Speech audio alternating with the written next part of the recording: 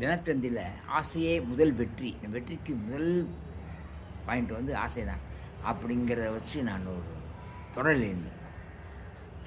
முதல்ல 3 வாரம் கேட்டாங்க, அப்புறம் வந்து வருஷம் பூரா எழுதி விட்டாங்க, 52 வாரம். அதெல்லாம் முழு புக்காக மணிபாஸ்கர் பதிப்பகத்தில் வந்திருக்கு. அந்த புக்கை படித்த ஒரு நண்பர், ஒரு வாசக நண்பர் வந்தார். நண்பர்னே சொல்லுவேன் எல்லாரையும் நான். அவரும் சார், ஆசையை முதல் வெற்றின்னு சொல்கிறீங்க, ஆசைப்பட்டு அது கடைசி தோல்வியாகவே இருந்துட்டுருக்கேன் அப்படின்றார். கடைசி வரை தோல்வியாகவே இருந்துட்டுருக்கேன். அது எது கடைசிங்கிறதுக்கு ஒரு டெமினேஷன் கொடுங்க, டெமான்ஸ்ட்ரேட் பண்ணுங்கள், சொல்லுங்கள் எது கடைசி. இப்படி முடிச்சார். தப்பு, நீங்கள் ஆசைப்பட்டதை அடைவீர்கள்.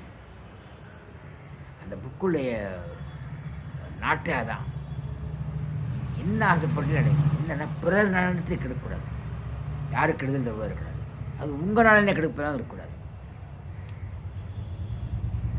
உங்கள் நலனையும் நெய்பர்ஸ் அவங்களுடைய நலனை கெடுக்காத வரையில் நீங்கள் நினைக்கக்கூடிய ஆசை நிச்சயமாக நிறைவேறும் அப்படின்னு. அப்போ அவர் சொன்னார்,